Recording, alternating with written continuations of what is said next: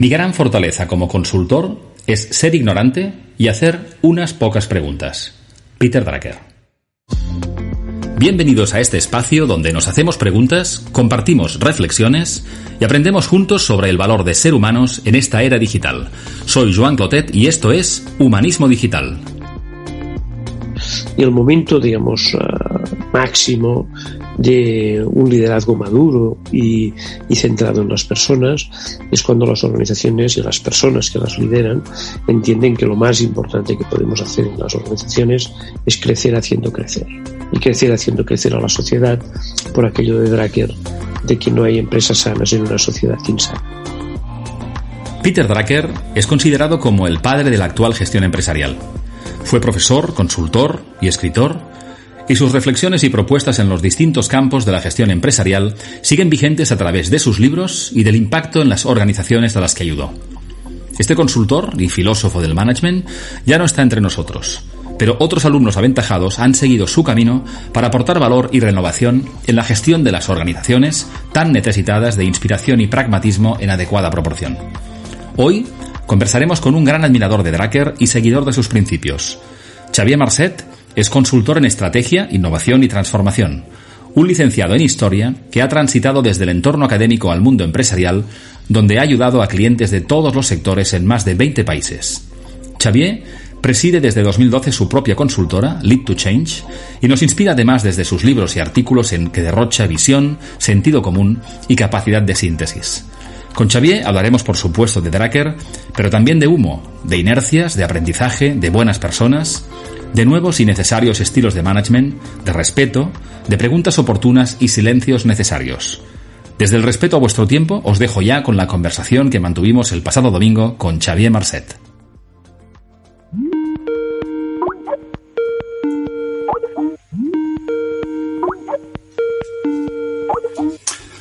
Hola Xavier, ¿qué tal? Buenas tardes, bienvenido a este espacio Humanismo Digital. Y lo primero de todo, muchas gracias por aceptar la invitación a conversar. ¿Qué tal estás? Muy bien, encantado de estar aquí en Humanismo Digital. En Humanismo Digital en domingo, porque grabamos la conversación un domingo por la tarde. Pues muy bien. Pues como te digo, encantado que tengamos una conversación sobre temas de los que hemos hablado en otros momentos, pero creo que es bueno tener un tiempo de pausa también para saber un poco más a fondo qué piensas sobre ciertas cosas, ¿no? Y estas conversaciones arrancan siempre con la misma pregunta, que es ¿quién eres, Xavier? ¿A qué y por qué te dedicas a lo que te dedicas y qué te ha traído hasta este momento de tu vida? Bueno, una cierta trayectoria sinuosa, porque mi primera, actividad profesional tiene que ver con el mundo del humanismo no digital.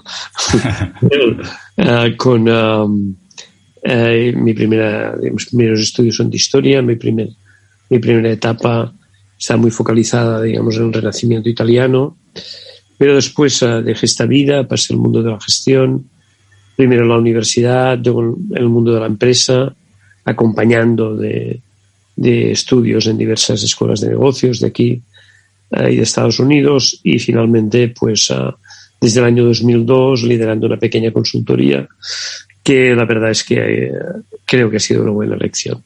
Entonces, defendiéndome, trabajando básicamente con temas de estrategia, temas de innovación, ¿no? Y también temas de transformación de las organizaciones, también, en todo lo que atañe a las personas.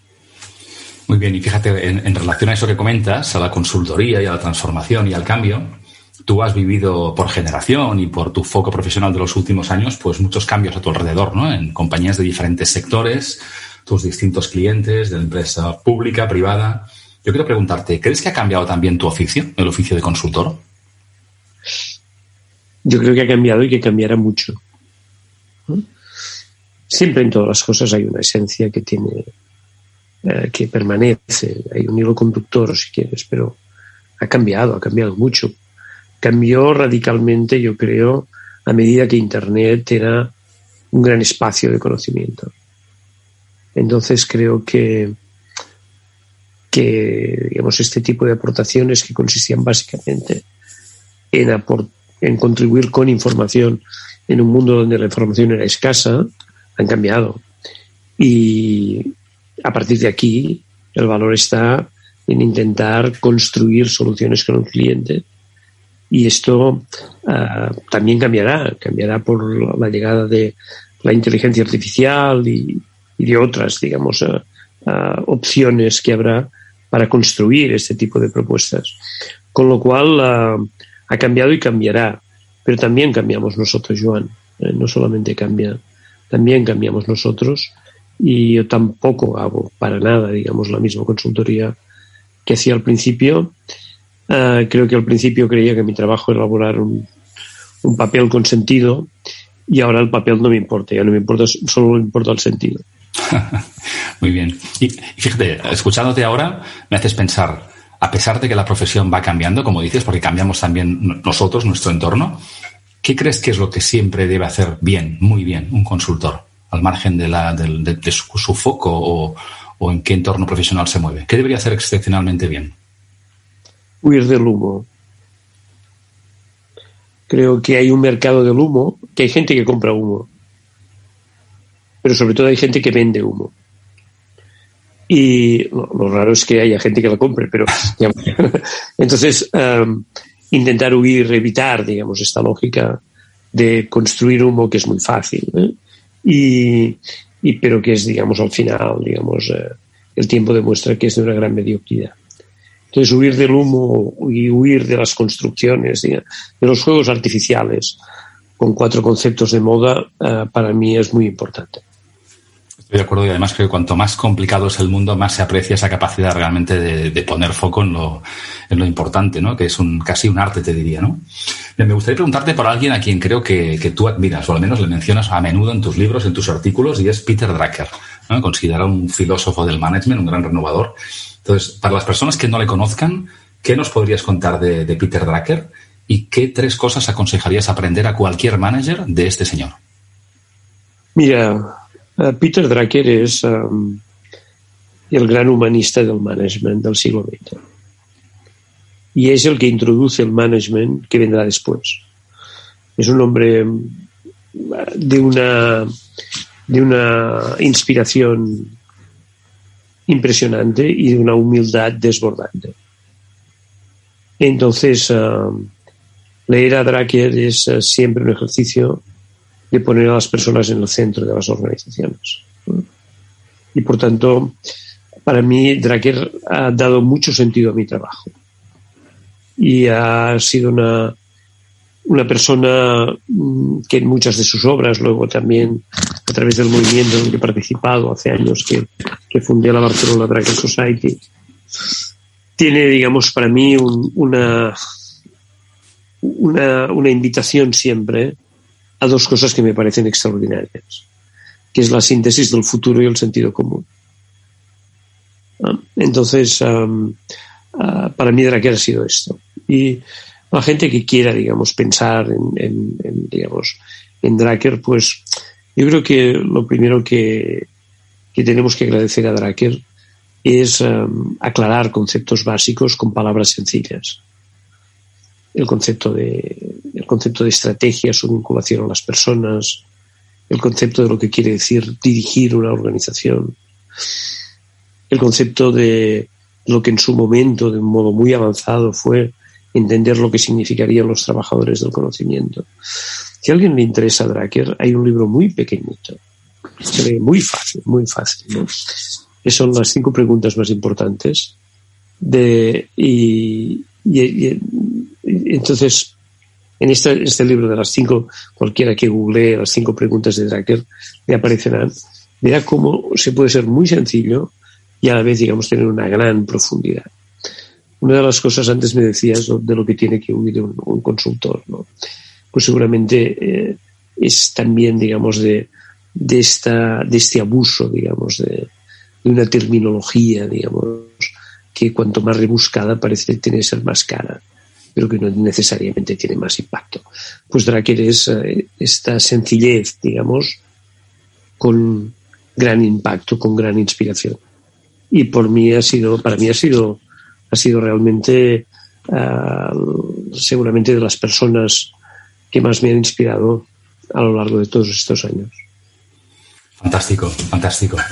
Mira, me gustaría preguntarte algo por algo que has citándote una frase que he leído tuya en varias fuentes. Una pregunta algo provocadora, ¿eh? Dices, las empresas que valen la pena son una mezcla de talento y de buena gente. Y te quiero preguntar, ¿se pueden conseguir resultados sostenibles en un entorno a veces muy, muy competitivo teniendo a esa bondad por bandera? Sí, mira, esta semana pasada hice la última clase con unos alumnos de la BSM y les repetí 3 veces la misma frase. 3 veces. No sé si se acordarán, pero la repetí 3 veces. Para llegar arriba no hay que ser un imbécil. Entonces, cuando hablo de bondad o cuando citas tú la bondad, no de buena gente, me refiero a gente que es capaz de hacer las cosas de una determinada manera. Gente que en un contexto movido por los intereses es capaz, digamos, de no perder la cabeza. Es capaz de actuar, digamos, pensando en los demás, con una cierta empatía. Es capaz de intentar sacar, digamos, lo mejor de cada persona en este contexto. Hay empresas que sacan lo peor de las personas. Y son empresas a evitar. Existen. Existen. Y en cambio hay empresas que creo que intentan hacer a sus personas mejores, con todo el respeto, porque al final, digamos, uno no puede trascender la parte profesional, no tiene por qué entrar en la parte más privada. Pero estoy convencido de esto, Joan, que hay empresas que intentan hacer mejores a sus personas, y algunas creo que lo consiguen, sinceramente, y otras que las hacen peores. Se trata de escoger bien. Estoy de acuerdo contigo, y aquellas que no se den cuenta a tiempo, pues empezarán a percibir que las personas, las nuevas generaciones o no tan nuevas, no querrán trabajar con ellos, porque no trabajan a cualquier precio. Por tanto, dedicamos bastante tiempo de nuestra vida y cada vez más tiene más sentido que lo hagas en espacios donde el propósito y los valores estén muy presentes, ¿no? No solamente por un sueldo o por estar en una marca de prestigio, ¿no? Yo creo que en ese sentido avanzamos, poquito a poco avanzamos, ¿no? Mira, antes has hablado de los cambios, eres un consultor de prestigio en estrategia, en innovación, en transformación, y hablas con muchísimos directivos cada semana, ¿no? ¿Has percibido un cambio de mentalidad más o menos radical en ellos, especialmente tras este año de cambios radicales por la crisis del COVID? Bueno, lo he percibido, pero no sé si durará. Es decir, la COVID ha sido muy larga, está siendo muy larga, todavía no ha terminado esto. Y como ha sido muy largo, algo dejará. Si hubiera durado 7 u 8 meses, hubiera dejado muy poco. Las inercias son enormemente difíciles de cambiar, las inercias son muy, muy, muy, muy fuertes muchas veces. Pero sí que es cierto que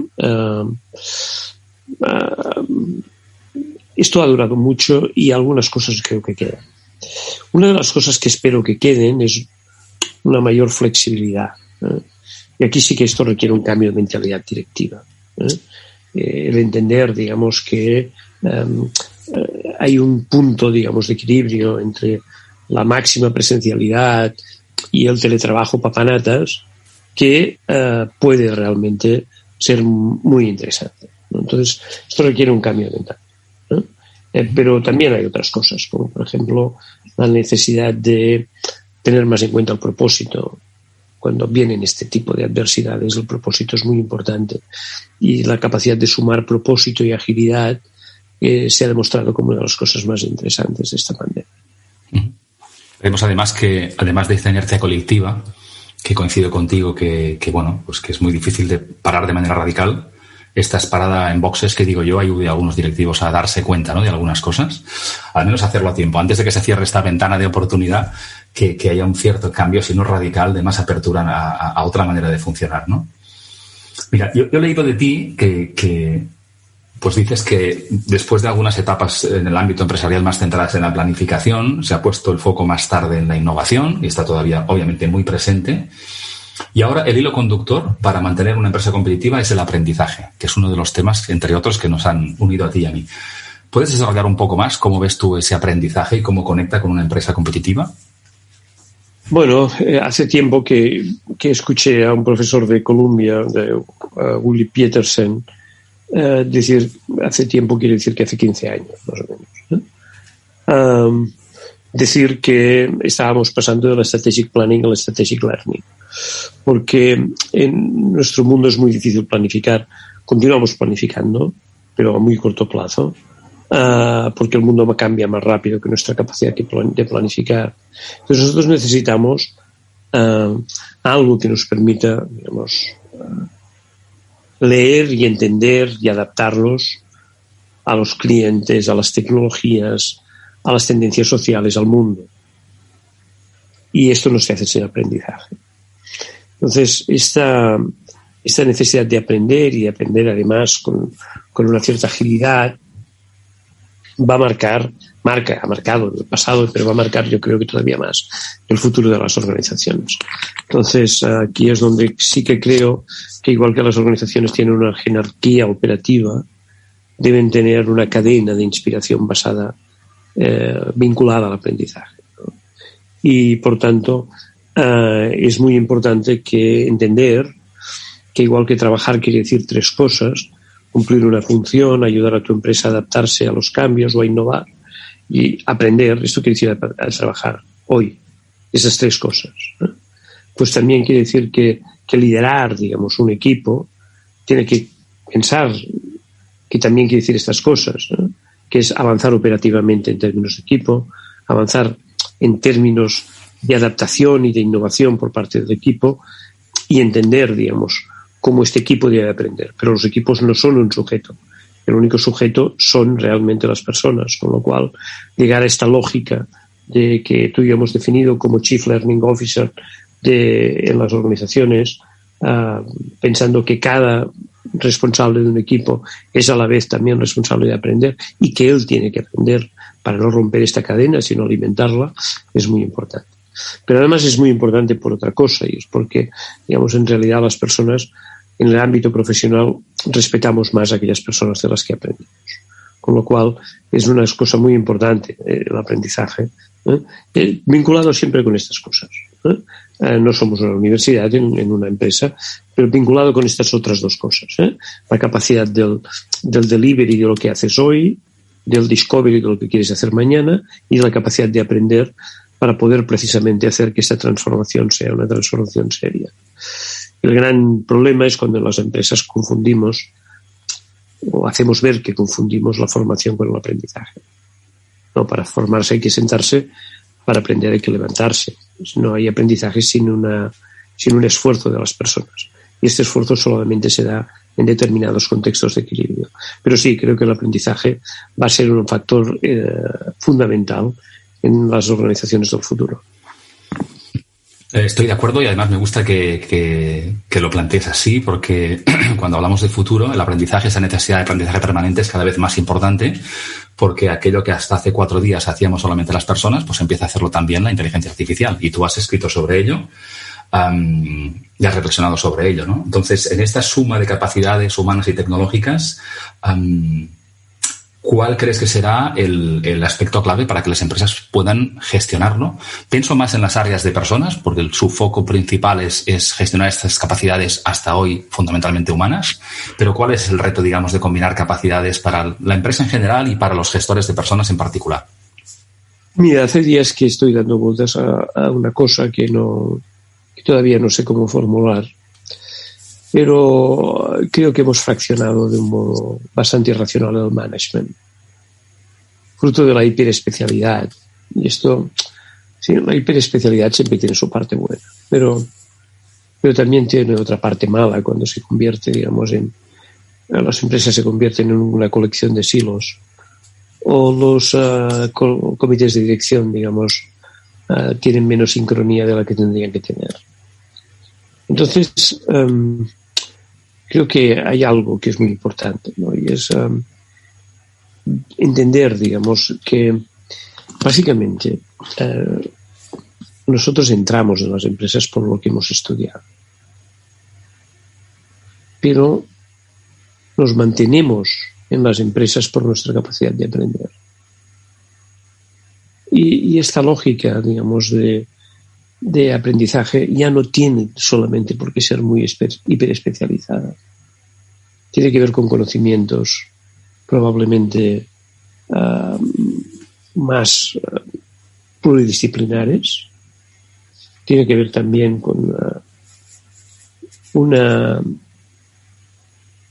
encuentro con las competencias que cada uno lo hacen, digamos, más distinto, en el sentido de que refuerzan un perfil singular y a la vez lo hacen tener más impacto profesional, ¿no? Y esto es un encuentro. No es solamente una clase, es un encuentro. Las personas encuentran, digamos, aquello, y lo encuentran en el ejercicio profesional. Y es bueno que, una vez encontrado, lo practiquen, sean capaces de desplegarlo, digamos, con mayor amplitud, ¿no? Entonces, creo que estamos en un momento en el que hay que construir, digamos, herramientas sencillas para reforzar esta lógica de organizaciones que aprenden con agilidad. Entonces, esto me parece que todavía estamos construyendo, pero que va a ser realmente uno de los aspectos clave de las organizaciones del futuro y de los managers del futuro. Fantástico. Fíjate que mencionas los managers también y has tocado el tema del liderazgo que está muy presente, el liderazgo humanista en particular. De hecho, esa es la razón de que yo te conozca a ti, seguirte en las redes, leerte en tus libros y ahora también colaborar contigo, pero también por esa manera de hacer, no como consultoria, sino esa manera de afrontar los temas, de analizar los temas y de plantearlos con una visión que tiene que ver con liderazgo humanista, que es un binomio que muchas personas todavía no acaban de encajar, ¿no? Porque seguramente la visión del líder, no sé si limitada o del pasado, pues es alguien que tiene un encargo, que ejecuta, que tiene una capacidad de generar resultados, con mucho foco en lo económico probablemente, de manera muy simplista. Y en cambio, cuando hablamos de liderazgo humanista, le damos importancia a una serie de aspectos que hasta hace pues pocos años no parecían para la mayoría de gente tener tanta importancia, ¿no? Entonces, ¿cuál es realmente? ¿Es posible que las empresas fichen, promuevan, reconozcan líderes más humanos, más humanistas, o es un rara avis a defender? Claro, porque, digamos, en una empresa que solo hubiera máquinas no habría liderazgo. Habría probablemente una jerarquía, digamos, ¿no?, de una toma de decisiones, pero no habría liderazgo. El liderazgo, digamos, tiene sentido precisamente porque es un liderazgo entre personas, ¿no?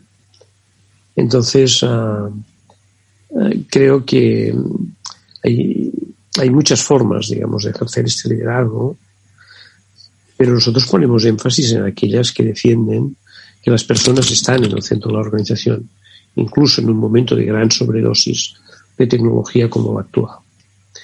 Y, por tanto, nosotros defendemos un liderazgo en el que la raíz última se concibe porque este liderazgo consiste en servir y no en servirse.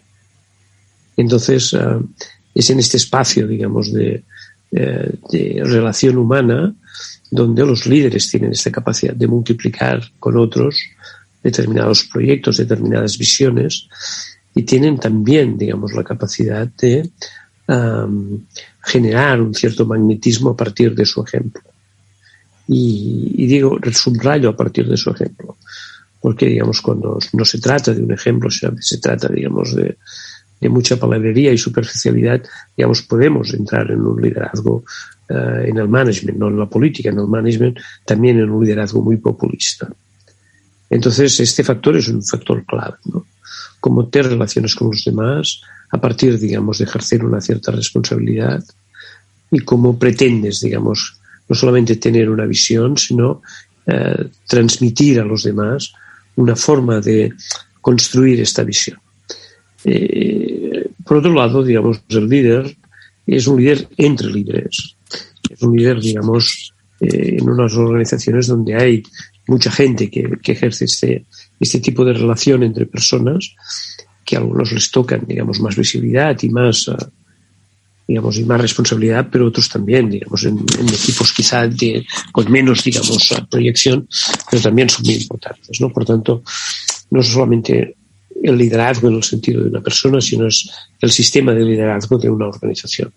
Y el momento, digamos, máximo de un liderazgo maduro y centrado en las personas es cuando las organizaciones y las personas que las lideran entienden que lo más importante que podemos hacer en las organizaciones es crecer haciendo crecer a los clientes, crecer haciendo crecer a la comunidad profesional que somos y a la gente de nuestros equipos, crecer haciendo crecer a los accionistas, no de un modo especulativo, pero sí de un modo, digamos, razonable a partir del riesgo que asumen, y crecer haciendo crecer a la sociedad por aquello de Drucker de que no hay empresas sanas en una sociedad insana.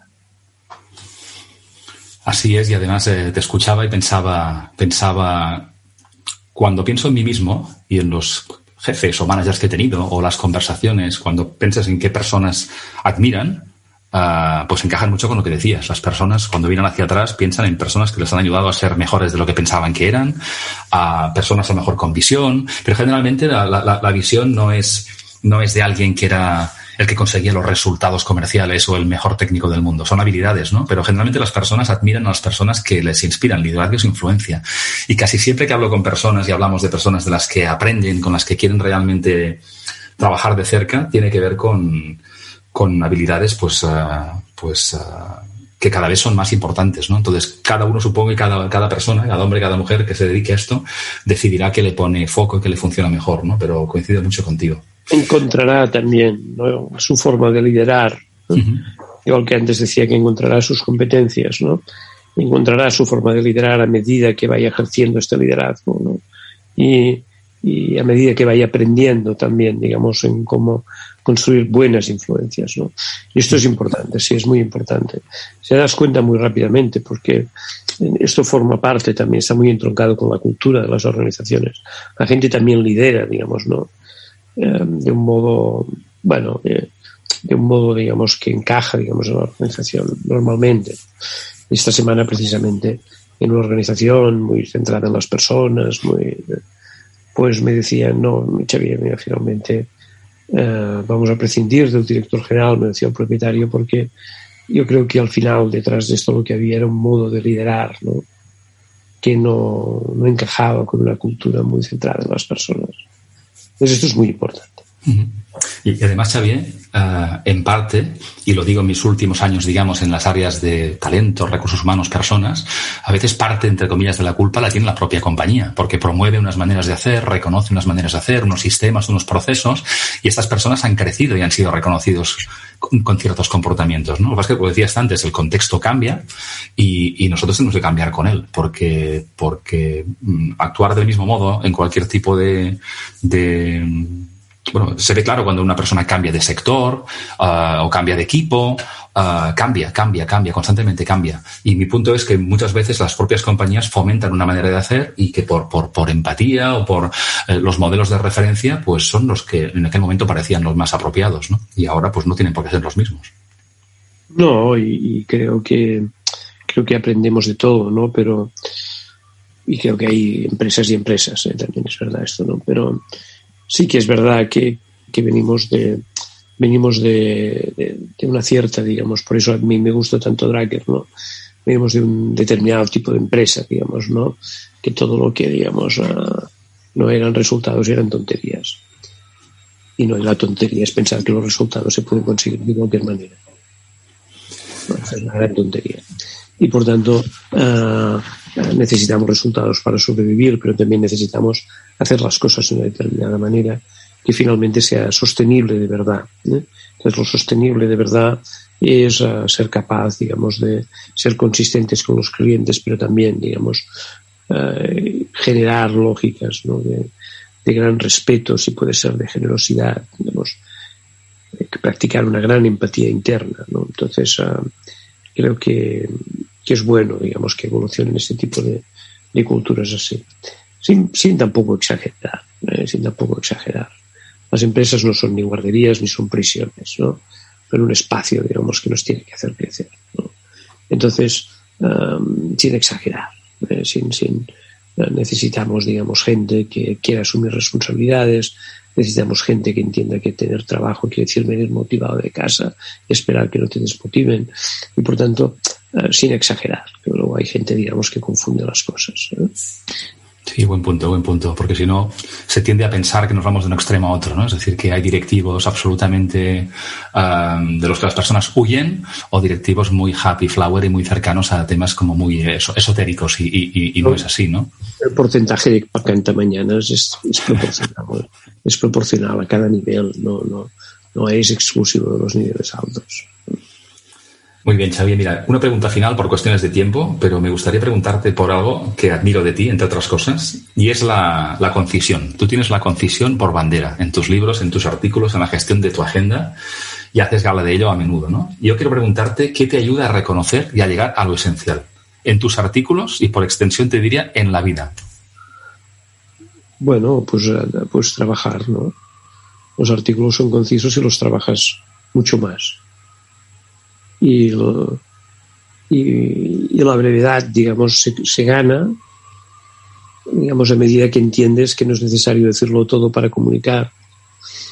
Y la brevedad es también una muestra de respeto a los demás, ¿no? Es una suerte de autocontención. Creo que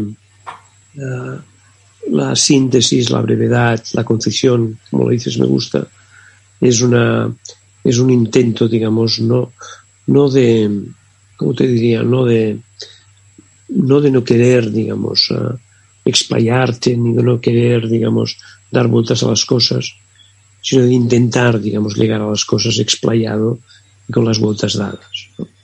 Es intentar ir a las reuniones pensado. Entonces, esto es un elemento, digamos, muy importante, pero tienes razón, tú que me conoces, cada vez, digamos, he ido acusando más esto, y cada vez intento, digamos, aprender, digamos, de cosas que todavía nos falta mucho, ¿no? Aprender a hacer bien las preguntas, ¿no? Aprender, digamos, a seleccionar mejor los silencios y aprender, digamos, a escuchar muy bien, ¿no? Entonces, estas cosas son cosas que al final, digamos, vas dándote cuenta de que constituyen, digamos, una forma, digamos, de respeto a los demás. Coincido mucho contigo, Xavier, y más en una época de ruido, de mucho ruido digital, de mucha actividad, y realmente esta muestra de respeto, de no invasión a los demás y de venir con los temas pensados, trabajados. Coincido mucho contigo, creo que es todo un arte, así que voy a seguir aprendiendo de ti tanto como pueda. De todos, Joan, aprender todos de todos. No, pero en tu caso particular hay muchas cosas que me conectan contigo, y es una de las razones que trabajemos juntos, es claramente para seguir aprendiendo de ti. Xavier, quien te descubra hoy, además de algunas menciones al libro que has dicho de Drucker, ¿qué ponemos nosotros del programa? ¿Cómo pueden saber más de ti y de tus proyectos? Bueno, pues tengo la suerte de poder publicar en La Vanguardia y también haber tenido un libro que ha tenido una difusión mucho mayor de lo que eran mis expectativas, ¿no? Esquivar la mediocridad, que vamos por 16 ediciones. Ahora saldrá un libro nuevo este año que se llamará Crecer haciendo crecer. Y pues luego está el blog y una web que aparecerá ahora. No, somos muy transparentes. Y además también, digamos, tengo un Instagram donde pongo, digamos, mis pasiones menos ocultas, que son, digamos, hacer senderismo por Sant Llorenç y la Serra de l'Obac, que son, digamos, mi verdadera patria, y luego me dedico, digamos, un poco a cocinar, digamos, pero nada más, ¿no? Y nada menos, Xavier. Y nada menos. Xavier, pondremos todas estas referencias en las notas del podcast para que las personas que quieran saber más de ti y de tus libros, que claramente recomiendo, pues den fácilmente con ellos. Y nada, agradecerte mucho el tiempo de esta tarde de domingo. No lo alargaremos más por respeto a los que nos escuchan, pero estoy seguro que el tiempo que han compartido con nosotros podrán también aprender cosas de ti y obtener alguna buena idea para afrontar esta semana que empezamos justo mañana. Pues nada, muchas gracias por tu tiempo y muy buena semana. Gracias a ti, Joan, por el trabajo que haces y cómo nos ayudas. Gracias a ti. Muy bien, Xavier. Buena semana y hasta pronto. Buena semana, gracias. Aquí termina nuestro episodio 23, uno de los últimos de esta primera temporada. Si pensáis que algunas de las ideas y reflexiones de esta conversación pueden ayudar, no dudéis como siempre en compartirla en vuestras redes para llegar a más personas. Encontraréis todos los enlaces mencionados por Xavier en las notas de este capítulo y acceso a todas las conversaciones anteriores en las principales plataformas y siempre en mi web joanclotet.com. Este episodio ha sido posible gracias a Coursera, la plataforma global de formación digital que ofrece a cualquier persona en cualquier lugar acceso a cursos y grados en línea de instituciones líderes para ayudar a que las organizaciones transformen su talento. Gracias una vez más por compartir este tiempo con nosotros, cuidaos mucho y nos escuchamos pronto con una nueva conversación de interés.